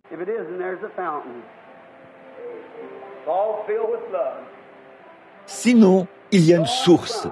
Elle est entièrement remplie du sang des veines d'Emmanuel. Par la foi, le seul moyen pour vous d'y arriver, les pécheurs plongent leur âme dans ce flot. C'est une œuvre de Dieu. Qu'arrive-t-il? Vous êtes lavés de tout péché. Ça reste derrière vous, comme l'armée de Pharaon qui est restée derrière Israël. Suivez la directive, pas l'émotion, les directives. Si Moïse avait suivi les émotions des gens, ils auraient couru partout dans les montagnes, en poussant des cris, et l'armée de Pharaon les aurait attrapés. Mais ils ont suivi la directive. Dieu a dit, restez tranquilles et voyez la gloire de Dieu. Restez tranquille. Vous n'avez pas à exciter la chose. Restez tranquille et voyez la gloire de Dieu. Car aujourd'hui, Dieu combattra et vous, vous resterez tranquille. Ils ont simplement traversé la mer à pied. Après eux, les incirconcis, ces imitateurs, se sont noyés en essayant de le faire. Ô Dieu notre Père, ce tout petit troupeau est ici ce matin. Mais assis ici, il y a de vrais hommes et de vraies femmes qui sont tes enfants, qui croient en toi et qui t'aiment. Je prie, ô Dieu, pour eux. Peut-être que certains d'entre eux ne t'ont pas encore accepté, qu'ils n'ont jamais vraiment eu l'expérience de la mort à toutes les vieilles choses charnelles du monde. Ils ont simplement vécu sur la base d'une confession d'église. Ils l'ont dit aux gens et l'ont dit à d'autres. Peut-être qu'ils ont été baptisés ou quelque chose comme ça, selon un article chrétien, mais qu'ils n'ont jamais vraiment été sauvés. Ils ne savent pas vraiment ce que c'est. Peut-être qu'ils n'ont été chrétiens que par une profession mentale, émotive, intellectuelle. Ils pensent qu'ils sont en règle, selon un séminaire où telle voie paraît droite à un homme. Il vous semble qu'elle est droite et que vous l'avez saisie, mais son issue, c'est la voie de la mort. Ô Dieu, fais que chaque homme, femme, garçon ou fille sonde son cœur en ce moment, non pas eux-mêmes, mais fais que le Saint-Esprit les sonde. Et s'ils concluent en leur cœur, oui, je crois que j'avais tort, je n'en suis pas encore vraiment arrivé au point où toutes ces choses sont passées. Alors, Père, moi, je t'accepte maintenant même, afin que tu me viennes en aide, comme tu frappes à mon cœur. Tu es encore en train de m'appeler, sinon tu ne m'aurais pas parlé comme ceci. Puisse-t-il lever la main, non pas vers moi, mais vers toi. Alors que vous le faites, dites, Seigneur, à partir de ce jour, je m'avance vers le fleuve du renoncement à soi-même. Je m'avance vers le fleuve de la mort, et je vais m'y plonger pour être lavé de tout péché qui m'entache, toutes mes habitudes, toutes mes impuretés, toutes mes pensées, toutes mes indifférences, mes querelles, mes disputes, mes colères et toutes ces choses. Je vais simplement les plonger dans le flot afin que lorsque je me relève, je veux me sentir comme l'Évangile l'a dit, pur, vrai, avec un cœur pur, un amour véritable pour mon prochain. Peu importe combien ils sont cruels, je les aime quand même. Je veux entrer en communion avec toi à tel point que j'aurai envers mes ennemis les mêmes sentiments que toi. Je veux vraiment le savoir avec certitude, Seigneur. En effet, nous ne pouvons pas jouer avec ça maintenant. Il est trop tard. Il se peut que nous quittions ce monde après ce jour. Il se peut que nous quittions ce monde dans 5 minutes. Nous n'aurons plus jamais une autre occasion. Et, ô Dieu, fais que les hommes et les femmes réfléchissent sérieusement à ceci, alors qu'ils sont assis dans cette petite église aujourd'hui, car nous le demandons au nom de Christ. Et pendant que vous avez la tête inclinée, je me demande s'il y en aura un qui lèvera la main pour dire « Ô Dieu, souviens-toi de moi. Je suis celui qui veut vivre cette expérience avec toi. Je lève la main. » Maintenant, si vous n'avez pas cette assurance de manière vraiment certaine, levez simplement la main. Que Dieu vous bénisse. Vous aussi. Que Dieu vous bénisse, madame. Maintenant, tous ceux qui ne sont pas certains de l'avoir, que Dieu vous bénisse, monsieur. Que Dieu vous bénisse, sœur. Maintenant, quelque chose. Que Dieu vous bénisse, mon frère. Que Dieu vous bénisse, ma sœur. Vous n'êtes pas vraiment certain. Voyez, une fois que vous l'expérimentez, frère, votre nature, tout ce que vous êtes est changé. Oh oui, frère Branham, je crois. Mais si ce n'est que quelque chose d'intellectuel, vous croyez parce que dans votre esprit, vous voulez croire. Ce n'est pas de ça que je parle en ce moment. Ce que je veux dire, c'est que vous avez vraiment été sauvés. Vous avez été scellés par l'amour éternel de Dieu. Et vous pouvez aimer les gens qui ne sont pas aimables envers vous, à tel point que vous pouvez vous tenir devant eux, leur prendre la main, non pas avec des fanatiques, ou par fanatisme, plutôt, mais d'un cœur si sincère que la personne peut le ressentir. Il sait si vous faites semblant ou pas. Prenez-lui la main et dites, mon très cher frère, j'avais tort. Je te prie de me pardonner. Je t'aime. Et avec ce genre d'attitude, pouvez-vous vraiment le faire du fond du cœur?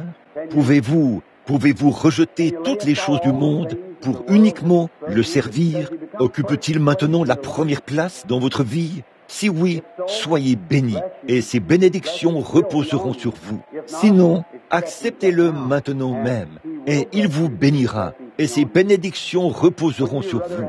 Ne préféreriez-vous pas qu'il soit content de vous? Je préférerais que lui soit content de moi, et que tout le monde me haïsse. Bien sûr, je crois que s'il est content de moi et qu'il m'aime, les gens m'aimeront aussi. Tous ses enfants le feront, et il me façonnera de manière à ce que je puisse aimer ceux qui ne sont pas aimables, comme lui l'a fait, parce que son esprit serait en moi. Encore une fois, avant que nous prions, s'il y en a qui n'ont pas levé la main et qui veulent qu'on pense à eux dans cette prière, voulez-vous lever la main? Que Dieu vous bénisse, frère. Que Dieu vous bénisse, frère. Que Dieu vous bénisse, frère. Que Dieu vous bénisse, frère. Que Dieu vous bénisse, sœur. Que Dieu vous bénisse, frère. C'est ça, très bien. Que Dieu te bénisse, fiston. Là, il vous voit. Un enregistrement est fait ce matin même. Notez bien ce que je vous dis. Si vous me considérez, et ça, vous le dites par honneur et par amour, vous me considérez comme le voyant de Dieu. Souvenez-vous, ceci est inscrit dans les livres du ciel. Il est présent. N'aimeriez-vous pas vivre en étant conscient que le monde invisible est avec vous en permanence? De prendre conscience que quand vous sortez là-dehors et que vous montez dans votre voiture, les anges prennent leur position à côté de vous, que quand vous vous approchez de cet homme qui est si déplaisant avec vous, le Saint-Esprit se tient juste au-dessus de vous et les anges sont tout autour de vous. Est-ce vrai, frère Branham? La Bible dit, les anges de Dieu entourent, campent autour de ces gens-là. Ils ne retournent pas au ciel, ils campent là. Ils sont envoyés en mission pour veiller sur vous tout au long du voyage de la vie. Oh, n'est-ce pas merveilleux? Maintenant, Père Céleste, le temps nous manque. Nous sentons ton esprit se mouvoir en nous et nous t'aimons parce que le Saint-Esprit aime la parole. Il entre dans la parole, puis il prend la parole et la révèle. Il l'ouvre. Autrement dit, il révèle Jésus par sa parole. Car au commencement était la parole et la parole était avec Dieu. Et la parole a été faite chair, c'est-à-dire Christ. Et maintenant, voilà la parole qui révèle de nouveau. Elle manifeste le Christ ressuscité, non pas un Christ historique. Oh Dieu, puisse l'Église voir cela ce matin. Mais c'est la révélation. La parole vivifie cela. La parole elle-même révèle le Seigneur Jésus ressuscité. Il est au milieu de nous et il attend le moment où nous pourrons tous être réunis pour qu'il puisse nous faire entrer dans le millénium, triompher comme un vainqueur qui a la victoire. Ô Dieu, bénis ceux qui ont levé la main. Ils désirent avoir cette merveilleuse vie, une vie entièrement consacrée, sanctifiée, remplie du Saint-Esprit, consacrée à Dieu, lavée dans le sang. Ils soupirent après cela. Ils attendent maintenant. Puisses-tu, par aucun autre moyen, mais puisse le Saint-Esprit simplement descendre. Et quand ils partiront d'ici, puissent-ils constater que toutes ces choses auxquelles ils s'accrochaient auparavant ont disparu. Puissent ces choses rester derrière, mortes. Puissent-ils repartir ce matin comme des chrétiens humbles, doux, pleins d'amour, qui ont la foi, qui croient. Puissent-ils mener une vie tellement consacrée devant toi qu'à la fin de leur vie, ils viendront à toi avec cette assurance qu'ils sont passés de la mort à la vie et qu'ils connaissent Christ dans la puissance de sa résurrection. En effet, non pas comme s'il n'était qu'une lettre, ou un mot, ou un cycle, ou un temps, mais qu'il est un Jésus-Christ vivant, au temps présent, ressuscité, qui vit dans leur vie. Accorde le Seigneur. Nous le demandons en son nom et pour sa gloire. Amen.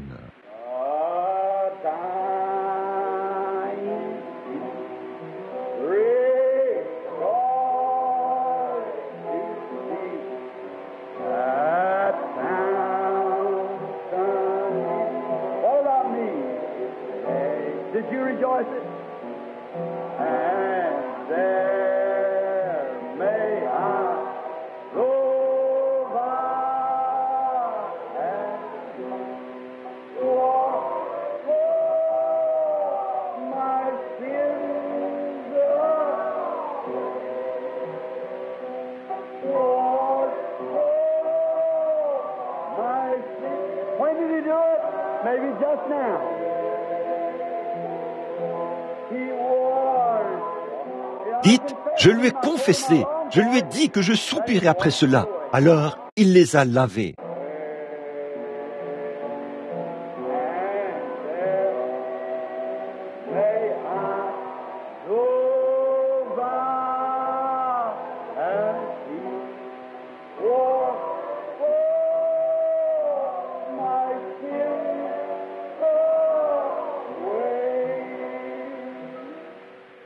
N'est-il pas merveilleux? Vous sentez-vous vraiment pur dans votre âme? Ressentez-vous que toute la condamnation, combien ressentent cela et veulent lever la main pour rendre témoignage à la personne qui est assise à côté d'eux? Tous les péchés ont disparu. Tout est sous le sang maintenant. Je me sens vraiment bien à ce sujet. J'ai cru au Seigneur Jésus. Depuis que par la foi, j'ai vu ce flot. Par quoi? Par la foi, j'ai vu ce flot, que tes blessures alimentent. L'amour rédempteur a été mon thème, et le sera jusqu'à ma mort. Très bien, tous ensemble maintenant.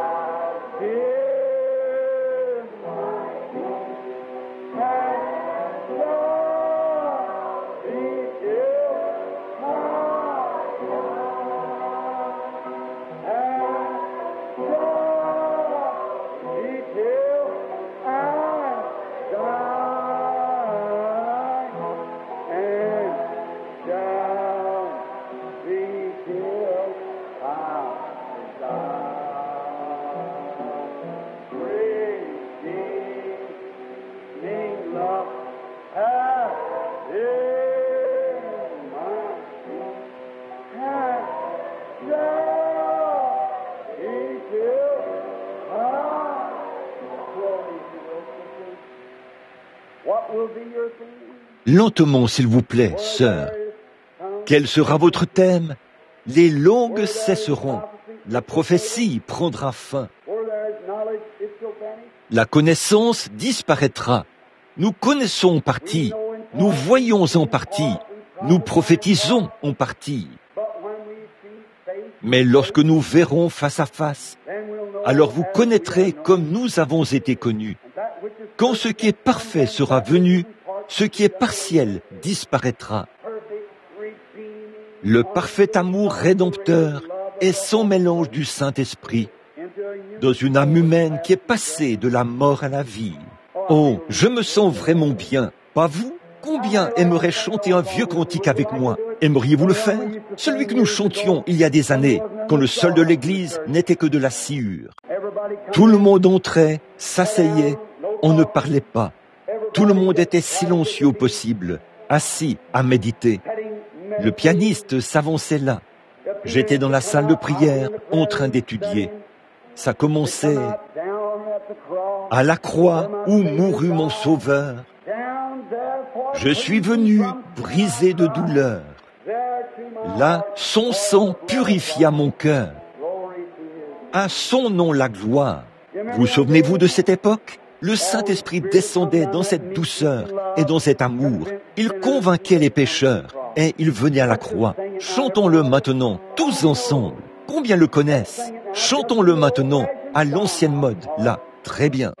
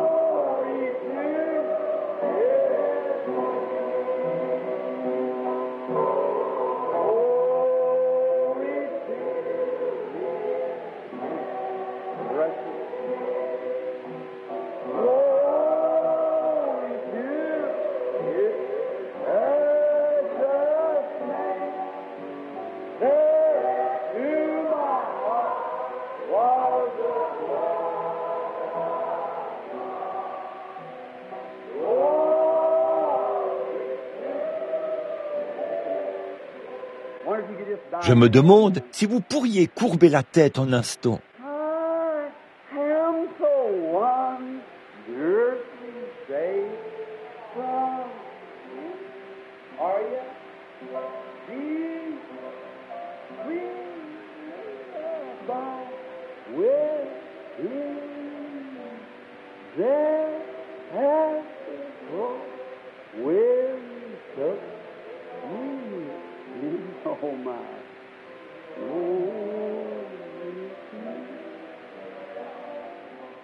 Maintenant, courbez simplement la tête et priez.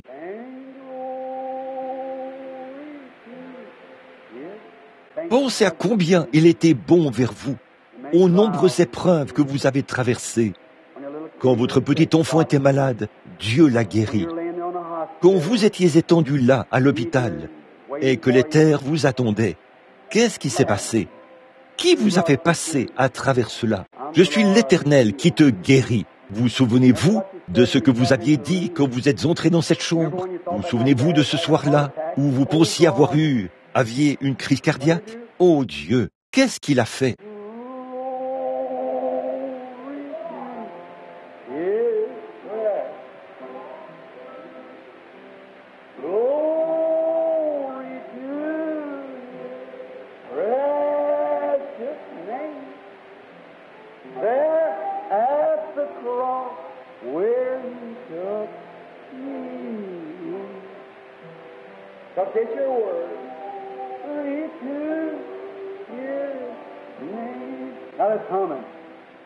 Maintenant, fredonnons-le. Maintenant, tendez la main vers la personne qui est assise près de vous. Prenez sa main et dites « Que Dieu vous bénisse, frère. Que Dieu vous bénisse, sœur. Je suis si heureux d'être un chrétien. Pas vous? Serrez la main à quelqu'un qui est assis près de vous. »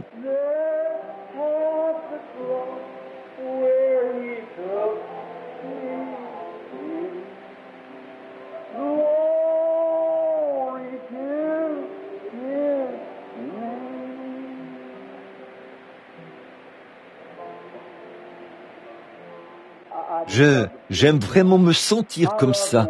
J'aime adorer Dieu dans la tranquillité, comme ceci. Quelque chose qui a une réelle signification. Rien que sentir que quelque chose est proche. Que s'est-il passé?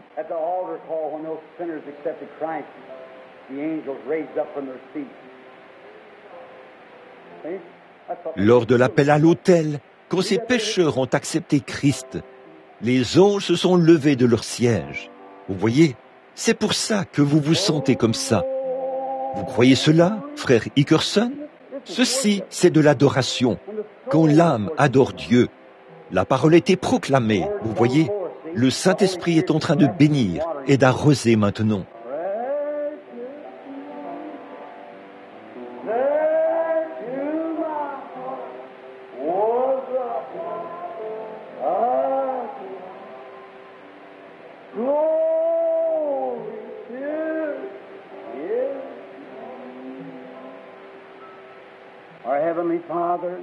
Notre Père Céleste, cette belle présence, cette présence sacrée du Saint-Esprit est ici, en train de bénir ses enfants. Il a dû les corriger à maintes reprises, car chaque fils qui vient à Dieu doit d'abord être châtié et éprouvé, recevoir la formation de l'enfant, des réprimandes. Il n'y a pas d'exception, chaque fils. Mais quand nous supportons la correction que nous inflige notre Père, cela produit alors ce fruit agréable que voici. Je te prie, ô Dieu, d'amener chacun de tes enfants à reconnaître cela, qu'ils ne repartent pas simplement avec un fruit de leur imagination, mais qu'ils reconnaissent que ceci, ce sont tes bénédictions sur eux. Le lait spirituel et pur de l'Évangile qui descend dans leur âme, le lait, le miel du pays de Canaan, le vin nouveau qui vient stimuler leur foi. Ils expriment leur adoration, le cœur incliné devant toi, les mains levées, les larmes qui coulent sur leurs joues. Ils expriment leur adoration doucement, avec respect. Ô Dieu, je suis si heureux. Je t'aime tant, Seigneur. Je veux t'exprimer ce que je ressens, si possible, simplement en signe de reconnaissance. T'exprimer l'adoration même de mon cœur.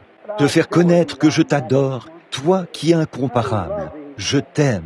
Bien des fois, quand j'ai fait face à de grandes épreuves, quand j'ai vu un avion tanguer en l'air et se mettre à tomber, en tournoyant dans tous les sens, et que, regardant le sol en dessous de moi, je l'ai vu tournoyer. Il a suffi d'une petite prière, et l'avion s'est stabilisé, alors qu'on s'attendait à être précipité dans la mort d'un moment à l'autre. Quand je me tenais là, devant des sorciers et des démons, qui me lançaient des défis, tout en avançant vers moi. Il a suffi d'une petite prière, et ils sont restés figés, debout, paralysés. Oh, combien par la prière, les démons sortent de tes enfants en poussant des cris. Oh, ton amour, Seigneur, de voir les petits enfants qui, lorsqu'ils sont malades, viennent dire « Papa, pourrais-tu prier pour moi ?» Puis je te vois calmer la fièvre et tranquilliser l'enfant, comme une mère qui apaise l'enfant sur son sein. Oh, combien nous te remercions. Peut-être que les ennuis se profilent à l'horizon. Nous le savons quand nous regardons devant nous et que nous voyons les grandes marées orageuses de la mort au loin. Comme David l'a dit autrefois, « Je ne crains aucun mal. Tu es avec moi. Nous te remercions. Nous t'adorons. Nous voyons venir à toi les âmes. Les infirmes, les affligés, les aveugles, les sourds et les muets sont guéris en guise de confirmation de ta présence.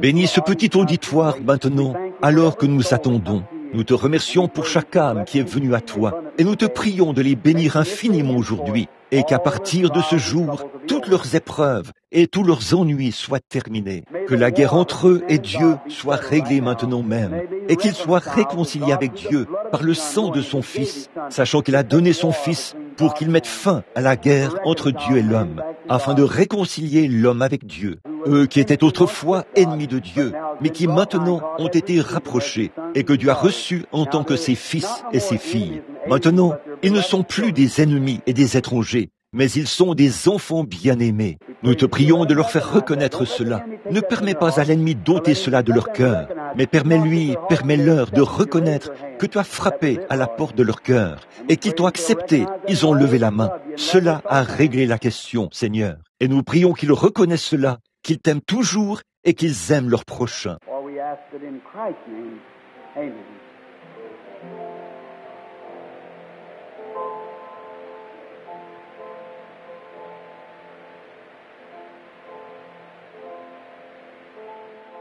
Car nous le demandons au nom de Christ. Amen.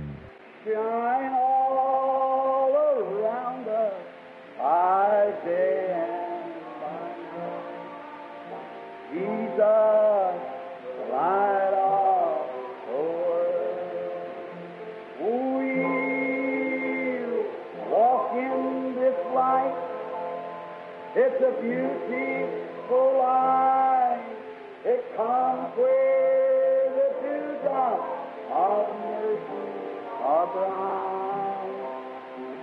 Shine all around us by day and by night. Oh, Jesus, the light of the world. Come, ye saints of faith, proclaim Jesus, the light of the world. Then the bells of heaven will ring. Jesus, the light of. Vous l'aimez? Chantons maintenant. Voulez-vous?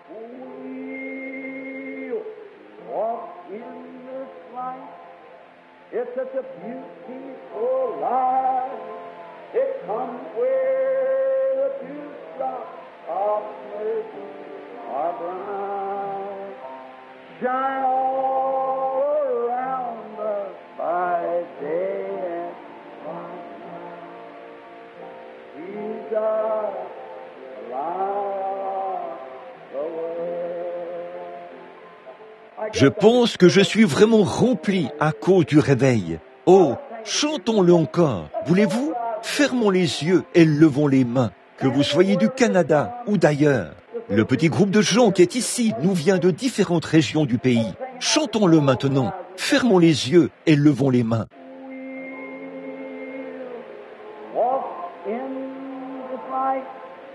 It's such a beautiful life.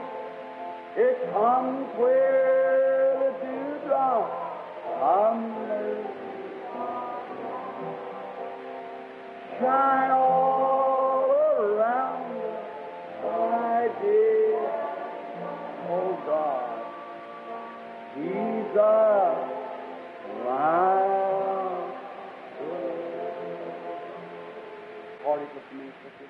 Continuez de jouer cela un instant, sœur.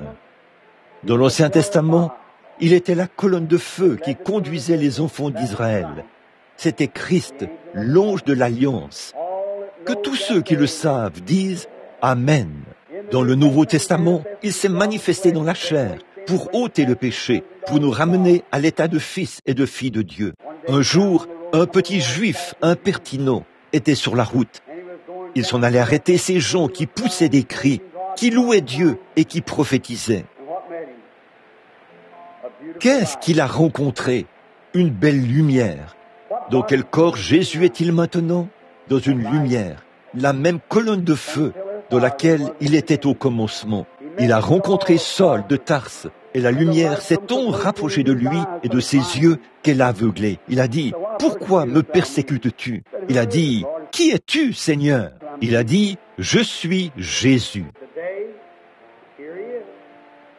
Aujourd'hui, le voici, il est avec nous. Nous avons même sa photo avec nous. Est-il merveilleux? Il est le même hier, aujourd'hui et éternellement. Alors, nous allons faire quoi? Il manifeste sa parole. Il est vivant.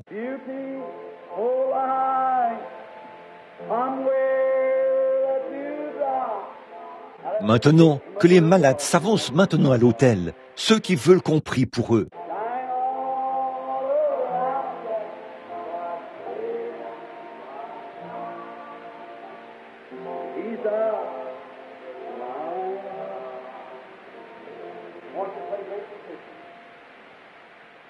Je voudrais que vous jouiez le grand médecin. Quelque chose m'est venu à l'esprit.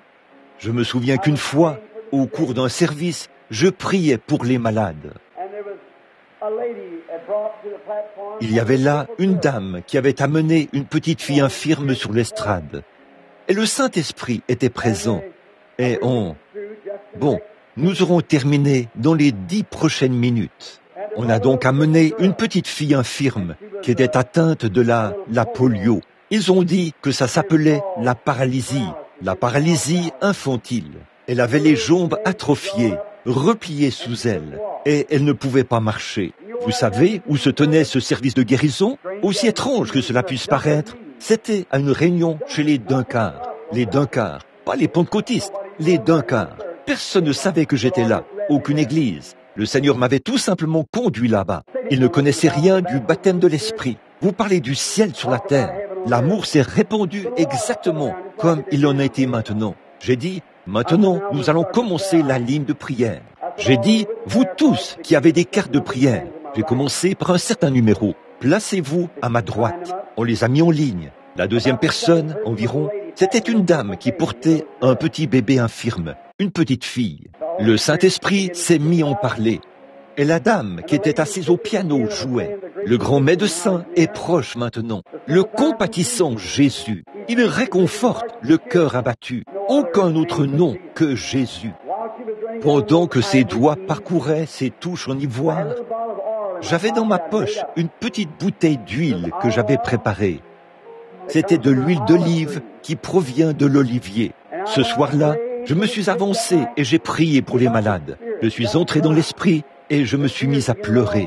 Les larmes ont commencé à couler sur mon visage. Je tenais cette huile et j'ai constaté que cette huile était, que mes larmes tombaient dans cette huile. Je suis allé chercher 3 autres éléments et j'ai oint dans cela. J'ai pris cela et oint cette petite fille avec ça. Je lui ai imposé les mains. J'ai dit, Père Céleste, tu es le grand médecin et tu es ici maintenant. Et la petite fille m'a regardé, elle s'est agitée et a sauté de mes bras. Elle est arrivée au sol et s'est mise à courir partout. Sa mère s'est évanouie, des Duncars. Et la dame qui était au piano a regardé autour d'elle. Elle est devenue toute blême et elle s'est évanouie. Et le piano a continué à jouer. Le grand médecin est proche maintenant. Le compatissant Jésus, il réconforte le cœur abattu. Aucun autre nom que Jésus. Une petite fille Duncars qui était assise là. Je l'ai vue faire un grand effort pour reprendre son souffle. Elle n'avait jamais entendu parler de la Pentecôte. Une belle petite enfant avec de longs cheveux blonds, bien coiffés. Vous savez comment elle s'habille et ces petits chapeaux blonds qu'elle porte. C'est tombé de sa tête. Elle a levé la main et s'est mise à chanter. Elle ne savait pas ce qu'elle chantait, tellement elle était dans l'esprit. Et toute l'Église, d'un même accord, est venue à l'autel en pleurs et a accepté le Seigneur Jésus. Et le Saint-Esprit les a tous baptisés dans l'amour. Oh, combien ils étaient là à pleurer, à se mettre en règle et à se serrer la main. Ça, c'est la Pentecôte. Le même Jésus est ici. Maintenant, n'essayez pas de... Vous voyez, vous essayez de vous dire, eh bien, votre pensée est fixée sur quelque chose qui se trouve loin là-bas. Et peut-être ceci, ou je vais tenter ma chance. Vous feriez mieux de retourner à votre place. À moins d'avoir pris la décision dans votre esprit, ce qu'il faut, c'est ceci. Une fois que vous saisissez cela, c'est terminé. Tant que ce n'est pas le cas, c'est encore là. Maintenant, si vous le voulez bien, approchez-vous le plus possible de l'autel et occupez tout l'espace.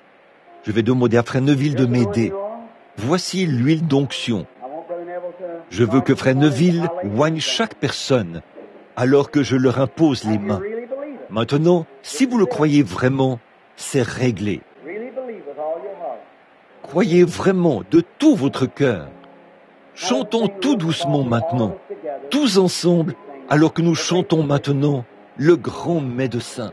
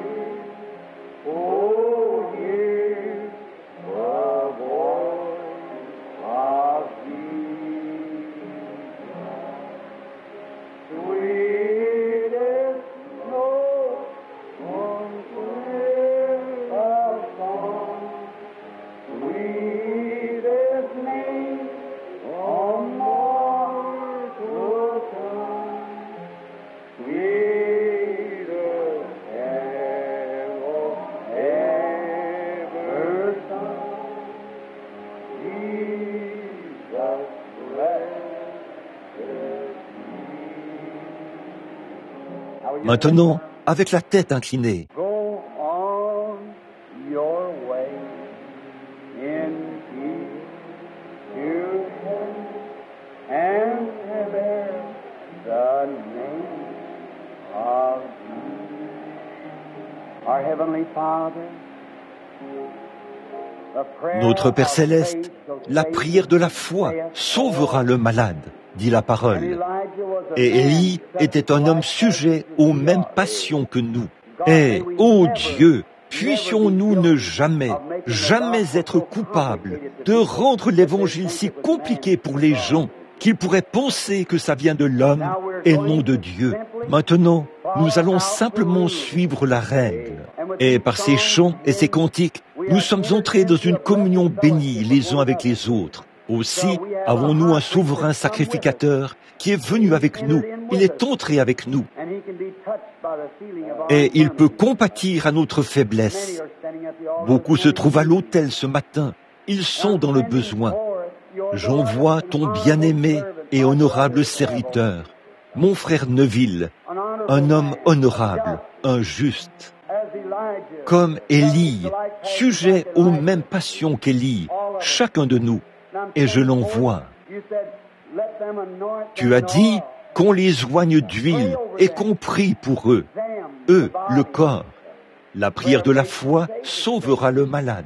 Et de tout mon cœur, Seigneur, je prie pour chaque individu ici. Tu connais leurs besoins et je te prie de les guérir. Or, Jacques a écrit cela à l'intention de l'Église, sous l'inspiration du Saint-Esprit qui lui était donné par Dieu, ce qui était formulé avant la fondation du monde. Avant de partir, Jésus a dit, ils devront aussi imposer les mains aux malades, et les malades seront guéris. Alors que j'envoie mon frère faire le travail que Jacques, par le Saint-Esprit, a donné le mandat de faire, oindre. Nous venons aussi, par le mandat donné par le Seigneur Jésus et le Saint-Esprit, leur imposer les mains, et les malades seront guéris. Maintenant, Seigneur, de tout mon cœur, il y a beaucoup de gens qui se joignent à moi ce matin. De toute ma force et de toute ma puissance, je prononce la prière de la foi pour chaque personne qui se tient ici. demandant qu'il n'ait aucun doute dans leur esprit, mais qu'ils retournent à leur siège avec une confiance absolue et parfaite que la commission de Dieu a été exécutée sur eux et que sa parole ne manquera pas d'être manifestée dans leur guérison. J'invoque sur eux cette bénédiction au nom de Jésus-Christ. Amen.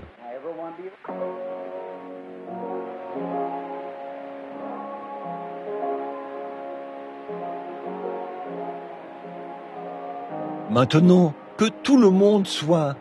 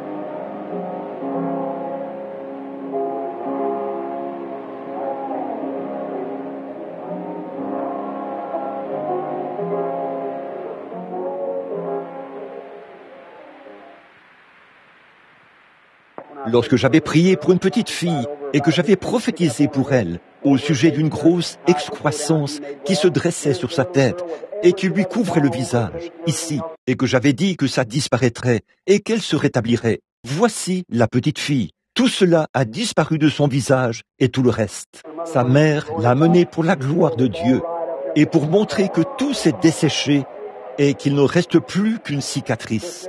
Sœur, une fois, Jésus a dit, « Les 9 n'ont-ils pas été guéris? Un seul était revenu pour donner la gloire. » Vous voyez? Dieu merci pour cela. Bon, ma chérie, les cheveux vont repousser à cet endroit-là. Souviens-toi de ce que frère Branham t'a dit là-bas, ce soir-là. Et tu seras en parfaite santé et bien portante. Et nous nous inclinons pour rendre grâce à Dieu. Maintenant, Père, nous te remercions pour ta guérison. Et nous te remercions pour cette mère loyale et cette charmante petite fille qui a bien voulu venir montrer que Jésus est toujours vivant et qu'il règne. De voir que cette grosse chose laide à voir, qui ressemblait à un cancer et qui avait enflé au-dessus de sa tête et sur le côté, tu l'as guérie et tu l'as ôtée. Nous te remercions pour cela. Et nous te prions maintenant de bénir cette mère loyale, dont le cœur est rempli de joie. Quand cette petite fille sera une femme, puisse-t-elle continuer de témoigner de ta louange. Maintenant, je continue à poser les mains malades, alors que le frère et moi les oignons d'huile. Puisse-il recevoir le même genre de bénédiction que cette petite fille a reçu. Si seulement ils pouvaient croire, avec une foi d'enfant, comme l'a fait cet enfant, cela leur serait accordé. Très bien. Je suis si heureux ce matin que nous ayons eu un moment d'adoration et que nous ayons ce moment de communion ensemble, les uns avec les autres, alors que le sang du Seigneur Jésus nous purifie de tout péché. Et vous qui êtes des nouveaux venus parmi nous, nous voulons vous inviter à revenir. Venez ce soir, à la réunion du soir. Si vous êtes dans la ville et que vous aimeriez revenir pour être avec nous ce soir, je serai très heureux. Les portes sont toujours ouvertes. Nous n'avons aucune dénomination, aucun credo, Christ, aucune autre loi que l'amour et aucun autre livre que la Bible. Nous voulons que nous vous invitons et vous êtes cordialement invités. Et alors que vous poursuivez votre voyage, après avoir quitté notre ville et différentes régions du pays, je vous demande aussi de penser à moi dans vos prières, en tant que votre compagnon de service en Christ. Et dans l'amour et la communion du Saint-Esprit, je dois partir très bientôt pour aller au Canada et en Californie. Pour tout dire, je vais m'installer en Californie. Ainsi donc, je veux que vous soyez en prière pour moi, que vous priez beaucoup pour moi. C'est maintenant que je dois prendre une décision au sujet de quelque chose, bien vite, vous voyez, et c'est très épuisant. Et je prie que vous me preniez à cœur et que vous vous souveniez de moi, car je sais que la prière, c'est ce qui change les choses. La prière c'est ce qui fait des choses pour nous. Et maintenant, aujourd'hui, je suis désolé de vous retenir si longtemps et d'éloigner notre cher frère, le pasteur ici, de sa chair. Je suis vraiment désolé, mais je ne sais peut-être pas, il faut que j'y aille rapidement. Et je n'ai pas vu de demande de petits entretiens futurs sur le bureau. Mais pendant que le pasteur vérifie, un frère a fait tout le trajet depuis l'Angleterre, a-t-il dit, pour venir me voir juste pendant quelques minutes. Et je veux voir le frère. Je voudrais bien avoir le temps de vous serrer la main et de vous voir tous, mais je ne l'ai pas. Bon, pour avoir un petit entretien les matins où je suis ici, appelez mon secrétaire. Frère Cox, qui est assis ici, c'est lui qui s'occupe de ces choses. C'est pour cela que nous devons aménager notre horaire pour pouvoir faire ces choses. Mais ce frère-ci, comme il ne le savait pas et qu'il vient de l'Angleterre, je suis censé être parti d'ici dans les 12 prochaines minutes. Alors oui, à midi. Donc je dois me dépêcher de partir. Donc, veuillez tous m'excuser. Je vais me retirer pendant quelques minutes dans la pièce avec le frère pour un entretien et je vous reverrai tous à mon retour. Priez pour moi. Là, les services auront lieu à l'église de Philadelphie, jeudi soir. Nous serons à la salle des congrès mercredi soir de la semaine prochaine. Merci, monsieur. Nous serons à l'Association internationale des hommes chrétiens du plein évangile. Et je suis censé prêcher le soir le matin du 23 à l'hôtel Yami à Minneapolis, dans le Minnesota. Et ensuite, à la salle des congrès, je pense, le lendemain, ce soir-là, c'est-à-dire le samedi. Et le dimanche, je serai au Hearts Harbor Tabernacle, chez le révérend Gordon Peterson. Et ce sera un service de prédication. Et lundi soir, et lundi toute la journée, nous serons à la convention pendant 5 jours. Et aussi, j'ai un « Ainsi dit le Seigneur » à transmettre à une femme très loin, dans le nord du Canada. Je vais là-bas, ma femme vient avec moi et les enfants, juste pour un peu de temps. Je vais revenir de là pour aller voir mon ami Ern Baxter. J'ai quelque chose à lui dire à Vancouver. Immédiatement après ça, je vais à Washington, chez monsieur Rasmussen, pour y passer une journée et lui rendre visite. Puis je vais à la Crescenta, en Californie, pour mettre certaines choses en ordre, car ma tente est déjà fabriquée et prête à être utilisée sur le champ de mission maintenant. Ainsi donc, je vais probablement commencer sur la côte ouest de la Californie et redescendre par la Californie et l'Arizona. Cet hiver, si le Seigneur le veut, à l'exception d'un moment libre entre les services, pour avoir une réunion au sujet d'un retour en Afrique. Il y a David Duplessis et beaucoup d'hommes qui sont ici venant de l'Afrique. Ils veulent programmer des campagnes en Afrique. Ils étaient avec moi dans ces réunions. Nous allons nous rencontrer là-bas et aussi avec frère Argenbright pour prier afin de savoir où la prochaine série de réunions aura lieu. Vous l'aimez? Très bien. Alors vous devez m'aimer. Si vous l'aimez, parce que je suis en lui. Et nous nous aimons les uns les autres. Que le Seigneur vous bénisse. Notre cher frère Neville, que Dieu te bénisse. Merci pour le temps qui m'a été accordé, frère Neville.